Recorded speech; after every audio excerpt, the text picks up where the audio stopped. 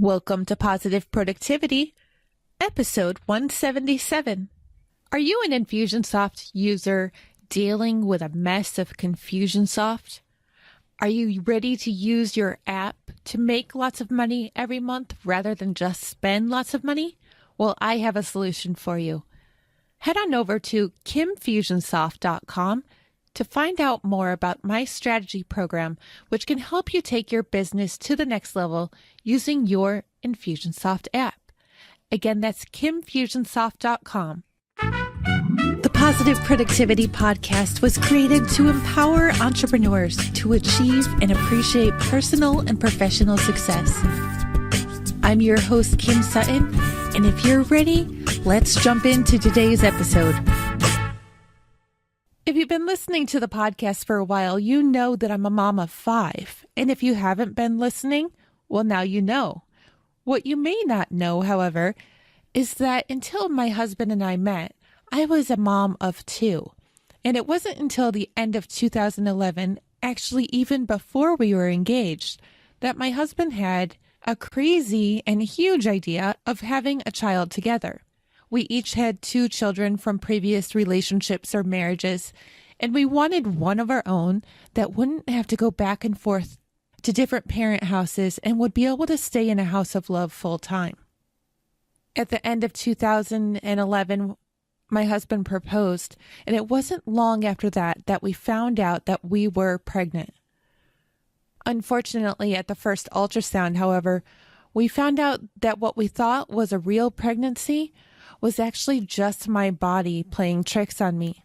While there was an embryonic sac in my uterus, it was actually empty, although it was still growing as if a normal pregnancy were occurring.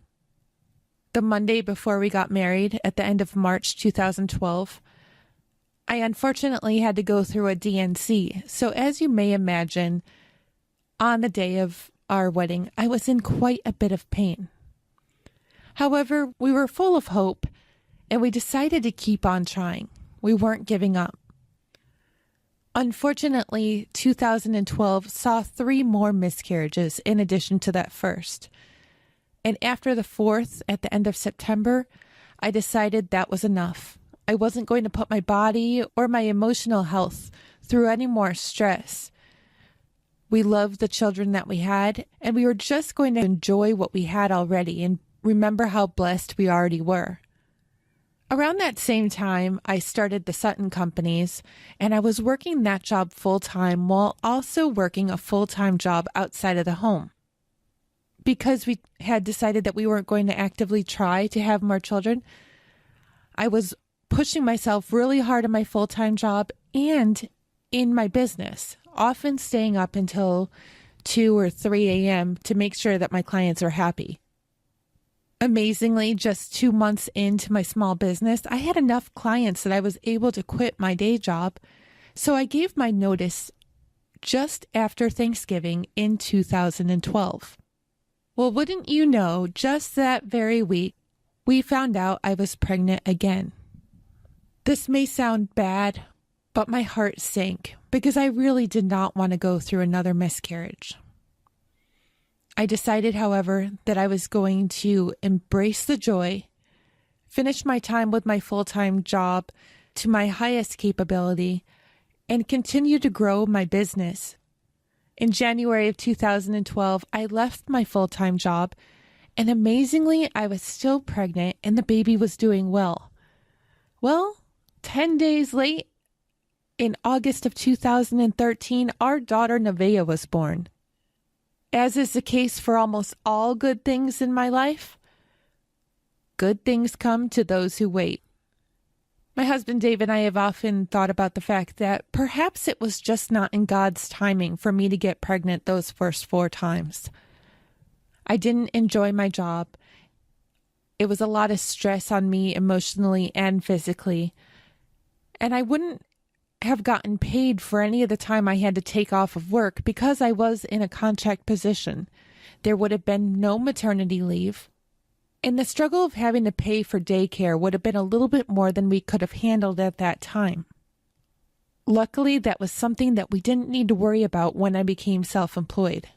So now let's fast forward about 9 months after Nevaeh was born. We had moved into our house, which was the perfect size for the 3 kids that we already had living with us, and we had decided that our family was complete. I had made an appointment with my doctor to make that thought official. However, God had other plans once again. After the initial blood work, we were called in, and following an ultrasound, Dave was told to sit down. The ultrasound tech told us, well, you can't stop having babies yet because you're pregnant. And you're not just pregnant with 1, but you're pregnant with 2. In January of 2015, our twins, Davy and Zelda, were born. And on a side note, the kitchen was officially closed on that day. There will be no more surprises unless God has an extremely huge sense of humor, which I have no doubt that he does have, but I do pray that he shares that sense of humor with somebody else. I have no doubt that by giving up on the stress of the daytime job and that by giving up on the other stresses of life, that we were able to manifest and able to pray our baby into being, even though we had given up hope on her. If there is something that you are really praying for in your life, I don't want you to give up hope, but I do want you to give up stressing about it. Stress does not speed us up on our track to success, whether it be in our relationships or on having babies, building our businesses, becoming a better athlete, or trying to lose weight. For that sake, stress doesn't help in any aspect of our lives, and often it just slows us down.